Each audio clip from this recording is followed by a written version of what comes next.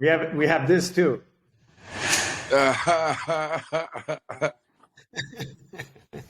All right, Ty Richard, how are you? Peace, man. I'm blessed. How about you?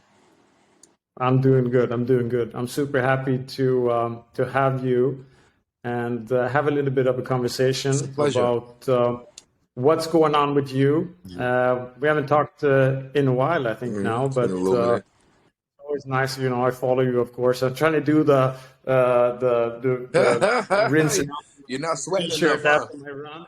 Yeah, no, I don't sweat enough. It's too cold here in Sweden. That's why. But I did it this summer in Spain. That's the one I sent. We got So I one tried to though. get that.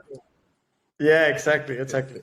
So no, but yeah, yeah, let's start with that. For the people that don't know you, and maybe some of the people that following us, who are you, and yeah, what's your background? Greetings, world. My name is Ty Richards. I am the founder of Rage and Release. I started Rage and Release in 2015. Outside of that, I have been in the fitness modeling industry for 12 years.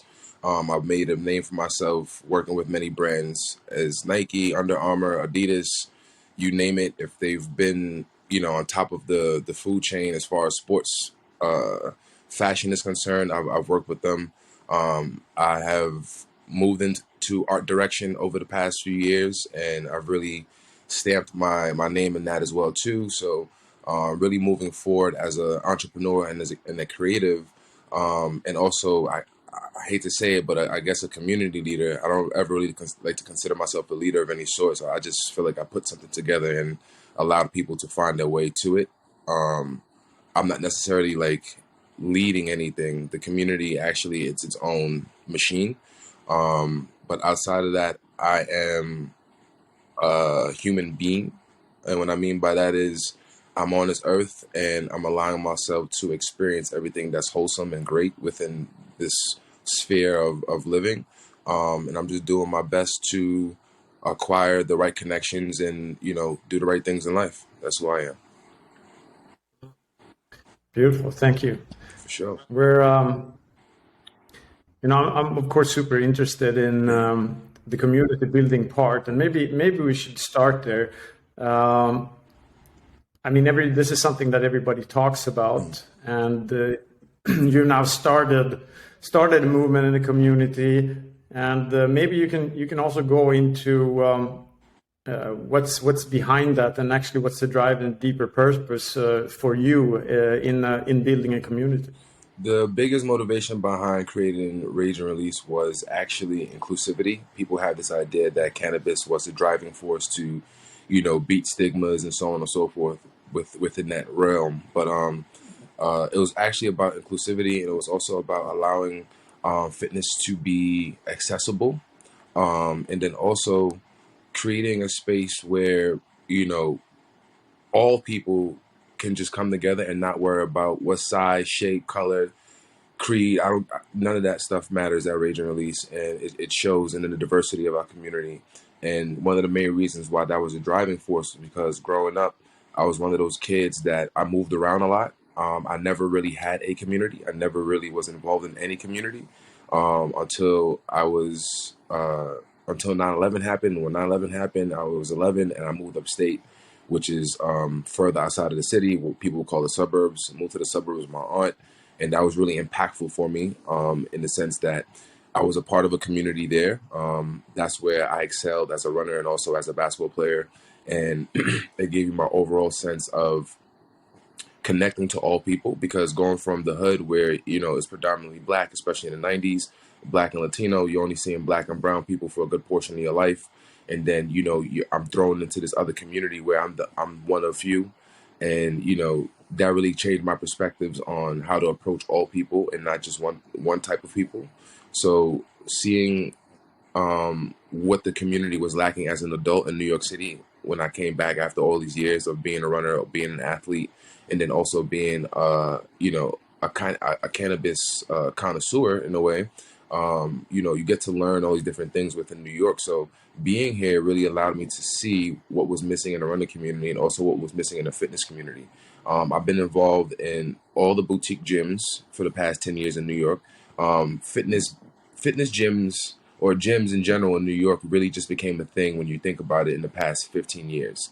Yeah. You know, whether it's the box gyms of the crunches and the you know, all those types of typical gyms that $15-$20, and then you have the boutique gyms that are from Soul Cycle to Tone House and so on and so forth. Like, I've been in all of them, and one of the things that was always missing was the fact that people always had to think twice about coming to those gyms or going to those spaces, because either they felt like they didn't lack the appropriate attire, or they didn't have the right equipment and shoes, or they weren't up to date in what was this and what was that. You know, there was no real barrier to entry for a lot of people. So our rage and release is really a barrier to entry. Like, I don't care about, you know, how fast your mile is, or what's the next race you're running. We don't talk about any of that shit. We don't talk about anything athletic. That's the reason why cannabis is also in that space, because cannabis is a tool to let your guard down. It's not about, oh, you know, let's get people stoned. Nah, man, let's get people comfortable. Let's get people talking. Let's get people communing. You know what I'm saying? In these different spaces, whether it's running, because we also have a supper club, we also curate art shows, and then, you know, we have our meditation. So Rage and Release is a full lifestyle brand, and it was created to, you know, really provide that overall sense of free therapy for people, because your fitness journeys can be a bit, you know, overwhelming. It can be a bit overwhelming in the sense that you may feel like, you know, you need more resources or whatever the case may be. So that's what Rage and Release is really about. It's about that barrier to entry and allowing people to have a space to always feel comfortable, always have a home to come run, to just come feel good, and just expand on the people they know and how they feel and how they think. Because I'm always going to leave you with something to think about, whether you know it or not. I'm very big on psychology. My mom went to school for criminal psychology. My cousin went to school for psychology. I spent a lot of time around people fucking with the mind. And then, you know, growing up in the hood, you know what I'm saying, one of the first type of people that I gravitated towards as some sort of influencer, I would say, are pimps. And pimps have a very interesting philosophy about life. It's not the part about womanizing women or anything of that nature, the negative or the demon type aspects of the culture. It's more so the mindset, because to pimp something, it's more than just the physical aspect of making somebody do something for you. You're actually a philosopher, you're a psychologist, you're a variety of things wrapped in one, because it takes a lot of fucking cojones to say, I'm going to figure out how to make somebody do something for me. So now it's almost like you're an alchemist. If you can make somebody do something for you, what can you make yourself do in the sense of your thought process? And what can your thought process do for your physical world? So that's where a lot of my shit is coming from, is this form of mental projection, so manifestation. So all of this is just literally thoughts in motion, actions put into place, and then also fully believing in myself. So that's what this community is. Cool. There's a lot. That's a lot to unpack in that, but Oh yeah, man. That's why. I appreciate that. I mean, it's really really cool. I mean, touching on the cannabis part of it as well. I think we're going to go into that a little bit more. But also, like for me, it's there's some hallmarks, of course, of a great community. I want to ask you about that as well. Like I heard somewhere that you're supposed to have these 3 pillars basically, and one is that you want to have the common goal. Number 2 is that you actually have that you have some type of a place or a gathering area. Right. I know you meet up in different places, of course, but I think you have some places that you probably can recognize as yours. You use the streets for running. Absolutely. You know, just the posts that you do in your workouts on, and like all of these things. And then you're supposed to have this euphoric state of catharsis. And that is what kind of brings all these things together. And when I look at what you're bringing out, I think you have all of those things. But is there something that you feel is, particular or especially available or useful when it comes to, building a community, and a good community that actually people want to be in? The most important thing about anything when it comes to creating a community, when it comes to creating gathering of communion of people and stuff like that, everything that I've created is based on church. It's based on like you know, come as you are, you know what I'm saying, be as you are, all the different things that, you know, they say churches make available to people. So I took that aspect, and for me personally, I think one of the biggest things is intention. Everybody needs to feel the intention of whatever you're bringing to the table, and it starts with the leaders of the brand. It starts with the people who involved in creating the overall vision of the brand, and you know, execution. Everything goes back down to execution, because your intention is involved in that execution. So whatever people are seeing is based off of you. So whatever it is that you want to get across to the people, or you want to build with the people, you have to be just as serious about that shit as they are once they get involved. And there also has to be evolution.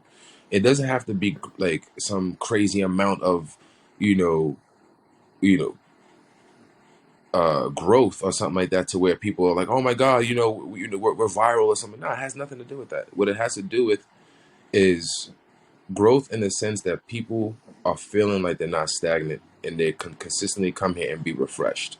And that's what's most important, is the refreshment aspect. You have to keep things fresh. It's like a relationship. Like they say, whatever you did to get in that relationship, you have to keep doing that to maintain the relationship. You know what I'm saying? So And what do you think? And what do you think is the biggest challenge for upholding that for you? What none. are you seeing There's no so far? challenge, because the reason why everything that we're doing is a natural flow. You know, everything Mm. that's happening right now, we don't force anything. And I think that's been the very um, thing about everything Rage and Release, is the fact that we don't force anything. You want to smoke? Cool. You don't want to smoke? Cool. You don't want to run? Cool. You don't want to run? Cool. You want to eat? What do you want to do? And we found these different ways, of created these different um, curated these different experiences, to where no matter where you are in yourself, you can find something to do with us. And you know, you can find some type of way to um you know, relate, whether it's to me or to Kenny or to anybody involved in the spaces that we bring together. So again, you know, I think it goes back to reflections. If people can see themselves in you, and you can see them, and you can see yourself in them, you know what I'm saying, then it humanizes the brand and allows things to actually grow to an organic pace. Too many people are focused on money. I don't really care about money right now, bro. To be honest with you, I'm blessed in a sense where I attract money. So whatever I really need, if I need my bills paid, they be paid. You know what I'm saying? But otherwise than that, everything else is just a natural flow. And I'm of course super curious about this and your mindset with that being an athlete before, and been around in the performance world in a very in a long time, you know, and now coming in more into, I would say, more of a holistic maybe approach to performance, and that's something that I'm into a lot, of course. And I would like to hear your thoughts about what you, yeah, how do you view this balance now between, of course, now you're doing a lot of things for the joy of Hmm. it, but also maybe your mindset around performing at a higher level, and yeah, this is in combination with obviously with the things that you're doing now. If you're viewing this differently, and how do you feel about it? Um, my view on performance is that if you're doing the right things and you're consistent within those things and your rituals are on point, there's no reason why your performance should lack. And that's one thing I've been very fortunate for, is the fact that you throw me in the fire, I'm gonna fucking we're gonna burn, and we're gonna do it good. You know what I'm saying? So no matter what the situation is, if you're an athlete, you should be trained to go. And that's been the whole philosophy as well behind Rage and Release. This is why you see us doing pull-ups. This is why you see us doing, you know, we're weight training, where, you know, we're just hybrids. Athletes are the future, and it's the way to go, because motion is in forward, backward, sideways. So you should be able to do all of that shit. You know what I'm saying? And one of the biggest problems within the running community, or most communities, is the fact that they're one dimensional. So you go to Soul Cycle, great. You just, all you do is ride. You know, you run, all you do is run. Or you lift, all you do is lift. And it's like, fuck that, dude. Like, no. Every CrossFit person I ever met hates running. Every yoga person I ever met hates running. Every bike person I ever really met, if they're not doing Ironmans, they hate running. Everybody hates running or has some type of ill feeling towards it. And it was just like, That's not what athleticism is about. Athleticism is about if I put my mind to it, I'm gonna fuck this up. And train to go is the motto that I've really instilled into the community and also within myself. So performance is never lacking, man, because every day I'm doing something, or every other day I'm doing something that allows me to still be able to get up and get down with the best of them. And that's how it should be if you're living the lifestyle, right? And I think that's another reason why a lot of people fuck with me or really are attracted to the brand, is because I'm not just talking the talk, I'm walking the walk. And I can also get down with you, or I can get down with them too. And that's another big thing about humanizing performance as well. Like, be fucking normal sometimes. You don't always have to be this amazing, person all the time. Like, you set yourself up for fucking heartache and failure in that way. You know what I'm saying? So that's why you see, like, right now, this, in the sense of where I am performance wise now, this entire year I haven't really done anything for people to be like, wow, I just been consistent. Ty ran another 117 marathon. Cool. Ty ran another fucking 3 hour marathon. Fucking, he ran another fucking relay race of 200. These are normal things now. Nobody's even thinking about, oh man, Ty didn't fucking run X, Y, and Z. I don't have those expectations on myself anymore. I don't even have so people don't have those expectations of me either.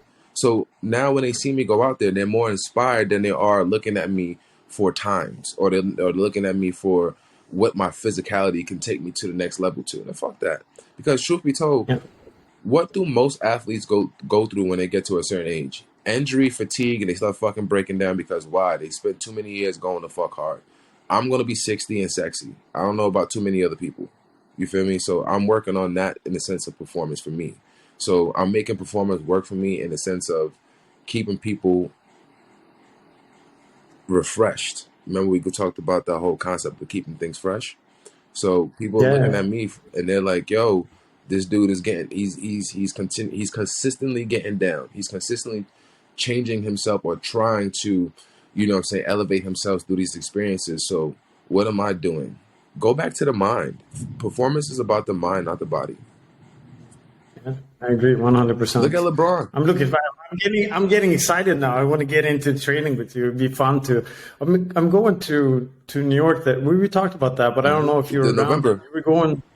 You were going somewhere, no? So I don't know. you guys are coming in what dates? I think it was 24th of.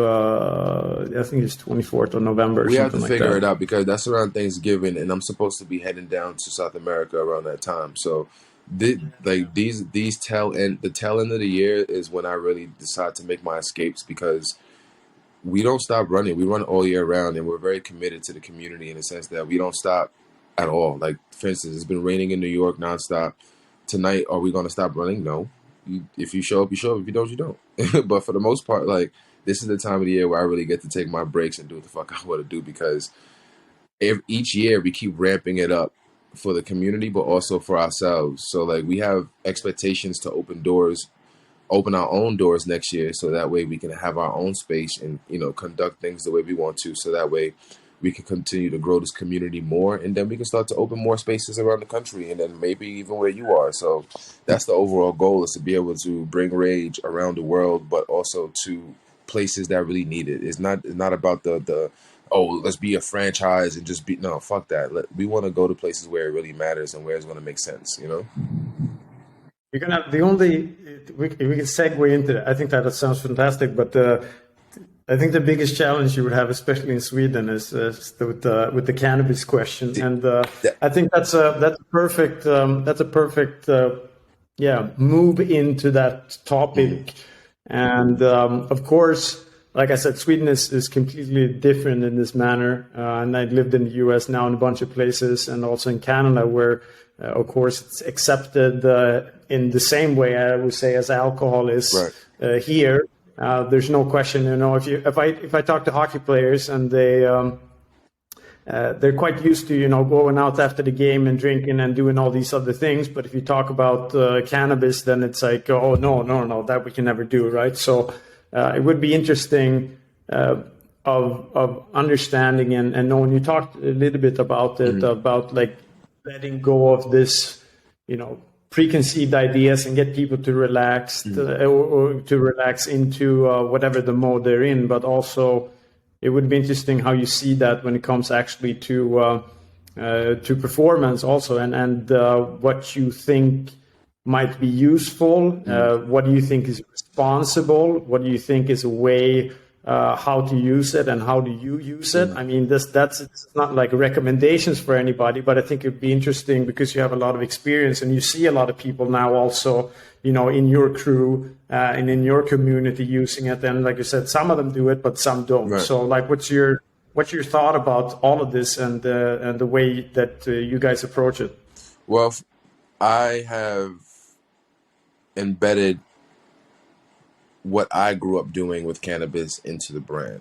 And the reason why I did that is because my upbringing with cannabis is a lot different than a lot of other people's upbringing. So for me, I was very fortunate that I'm not a junkie, or I'm not some type of dependent person on cannabis for me to get up and get shit done. And the reason why that is because when I was introduced to cannabis, I was in a suburb. So whenever you smoked or whenever you did anything cannabis related, you were fucking active. It was never like, oh, we're gonna smoke and fucking just hang out. No, it was never that. It was literally like, yo, we're gonna smoke and go ride bikes, bro. Yo, bro, we're gonna smoke and go fucking play ball, bro. Yo, bro, we're gonna go smoke and get on the boat. So it was just like, it was always like, let's go do something.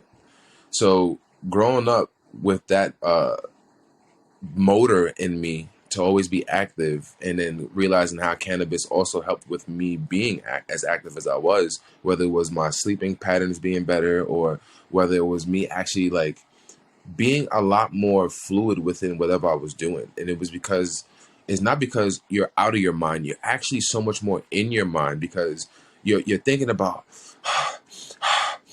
man, I can hear my heart. Oh man, this is crazy. Like, okay, cool. Let me see if I could relax. Let me see. All right, cool. I'm my body's stressed the fuck out right now, but my legs feel really good.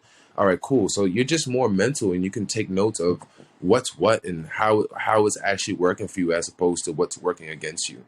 And I think that was one of the best parts for me when it came to cannabis, was the fact that I started smoking when I was playing more basketball than running. And for me, running was always my shit. But then when I was playing ball and I was smoking, holy smokes, it was like a fucking door open. And it was just like my moves, everything was just so much more precise. And basketball became more, just motion became more of an art form for me than just than this physical activity. It was art. And that's what really made me become more of a serious athlete, was the fact that I realized that I wasn't just creating these moments with my teammates. I was also creating moments in time. And that's what modeling is also, me being a model also was very important, because when you do things with intentions, especially as an athlete, everything evolves. So cannabis evolved with me as an athlete, evolved with me as a person, especially because I was depressed at one point in time as a teenager. And most teenagers, when they're depressed or anything like that, they kind of lash out. They don't really have any like rationale on how to get themselves out of those spaces. And cannabis kind of allowed me to find that for myself. So as I grew with it, especially into adulthood, I kept finding all these different ways to not only unlock doors within myself, but unlock doors within other people as well too. So once I realized the vulnerability aspect that we were talking about within cannabis allowed me to, really enjoy special moments with people, but also be able to push them in ways that they probably wouldn't have before, in the sense of fitness. I realized it was something to really behold and to pay attention to. And that's when I really started, saying to myself, you know what, I think this is something that, we need to either talk about more, or we need to make it more, or we need to normalize it. Because I remember going to a lot of these, boutique gyms that I was telling you about, and the trainers are like 2 blocks away smoking at the phone booth. And it's just like, why are you hiding? Like, what the fuck is wrong with you? Because I've always been the guy to show up to the gym smelling like weed, high as fuck, but always obviously intact. And people are always just like amused by that, in the sense of just like, this dude is stoned. We clearly see he's stoned, but he's in here putting in the same amount of work as I am, or even harder. So it was that thought process to myself of saying, you know what, man, we gotta really do something around this. And one thing that I've been fortunate for is the fact that my usage is based off of what my body needs. It's not about, oh well, I just smoke. Nah, man. I mean, at this point, I enjoy cannabis. Yeah, like a person enjoys a beer. I much rather a joint over a drink.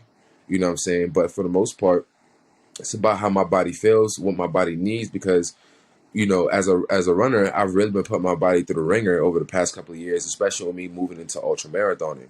So, again, it's all about knowing what your body needs, understanding how the plant works with your body, understanding um, what to use and when to use it, whether it's sativa, indica, or hybrid, or you need to understand that you need more CBD than THC, and understand the balance. You become somewhat of a scientist in a way after a while of engaging with it. But the community has really embraced it because of the fact that there's nothing like rage and release in anywhere. Like you could look around the country right now, and we're literally one of the few communities that have been advocating for cannabis in a way where it's not about cannabis, but it's just synonymous with the brand. So like when you talk about us having, the access to come to a place like Sweden, it's very possible because cannabis isn't the end all be all of the brand. It's just a part of the brand. And even if it can Yeah, be a part of the brand, there's ways for it to be a part of the brand. Like for instance, they may not fuck with CBD, but they probably fuck with CBG. There's all these different categories of cannabis to mess with that, yeah, we could introduce anything, and it doesn't have to be psychoactive. You know what I'm saying? So that's yeah, the best part. Like we're really about the wellness aspect more than we are about the getting high aspect. Because another reason why we even merge running and cannabis together, and not just, oh, let's lift and smoke. Nah, fuck that. We've kind of realized that running, and everybody realized this with science. Running already gives you an endorphin boost, a chemical boost, which creates the runner's high. And, you technically already have cannabis that is created from your body in your endocannabinoid system. So that's what you're feeling, is this sense of celebration, right? Your body's going through all of these chemical reactions that make you feel good, right? So cannabis does the same thing. So with the two combined, or with the two taken into consideration, it's actually so much more of a crazy experience in the sense of positivity, because now again, you go back to body control. You're breathing, what I'm saying, what you're feeling, all these different things, what I'm saying, performance wise. This is why it's considered a performance enhancing drug, because again, it allows you to tap into your mind. So if you're tapping into your mind and you understand how to use your body, you're a dangerous fucking athlete.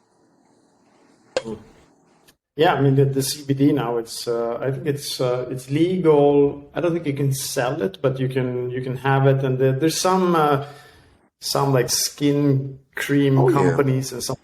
It's moving more and more into Sweden. I think there's some drops and stuff with CBD as well. Now they're starting to Yep. sell, so it's getting more openly spoken about. Hmm. And of course, now when it's getting legalized in a lot of places, especially US and Canada, I'm sure there's going to be a conversation eventually here in Sweden. I don't know how soon, but there might be a conversation in the future. And when the time is right, I think that's when you have your rage and release Absolutely. big run also coming over here. That'd be super cool. Yeah, I mean, honestly, I would Um, love to be able to smoke in the streets of Europe, because that was one of the illest things about getting the cover of Runner's World UK, is because of exactly that. I got the cover for cannabis more than it was about running. So the fact that that stuff like that is being spoken about in Europe, and I'm one of the people to be leading the conversations, I wouldn't be surprised if that happens sooner than later.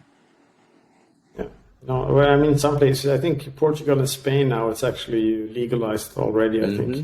So, and then of course you have, you have Amsterdam, and you have the smoke shops, and so there's some places. So I think it's moving, and especially now the stigma of it, I think, is changing more and more also, which I think Sweden might be a little bit slower. But for me, it's just interesting, the conversation about performing or not. And it's not that I'm an advocate in the way that you are.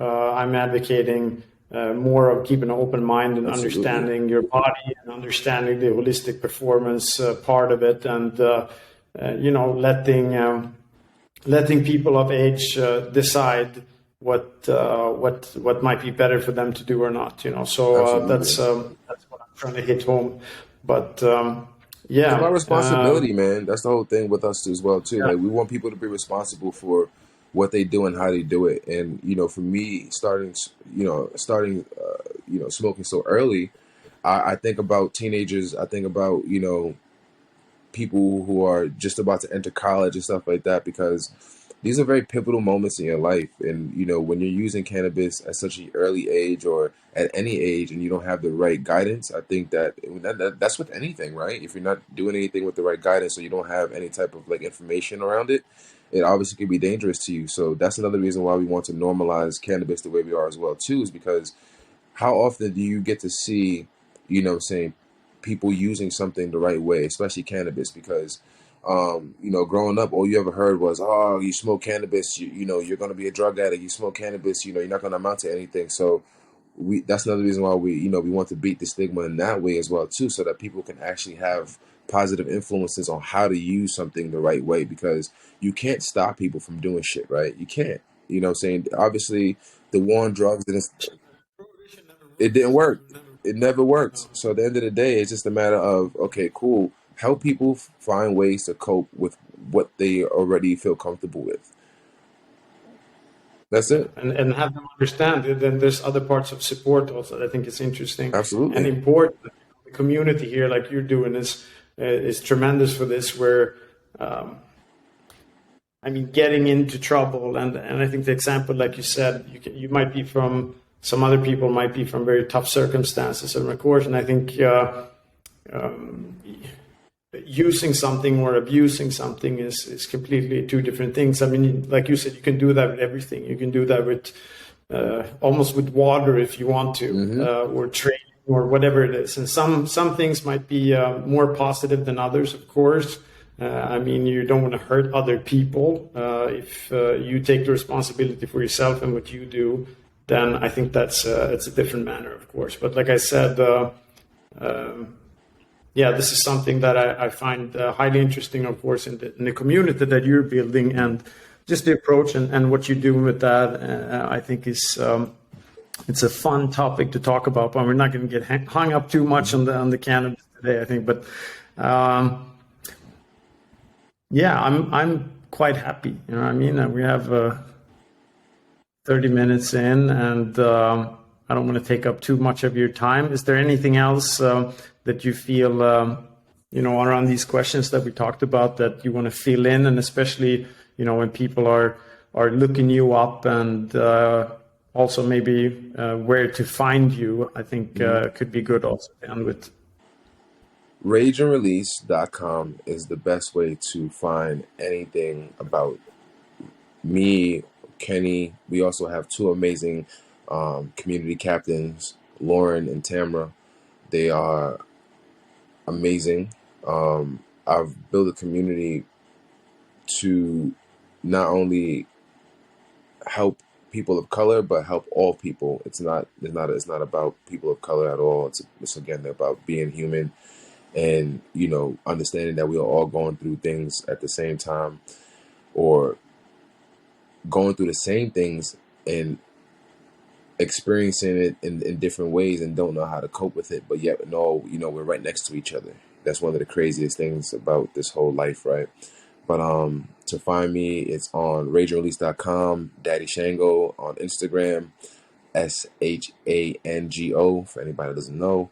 And right now, we are getting ready to start making moves, not only in New York, but around the country. So don't be surprised if you see us in a town near you.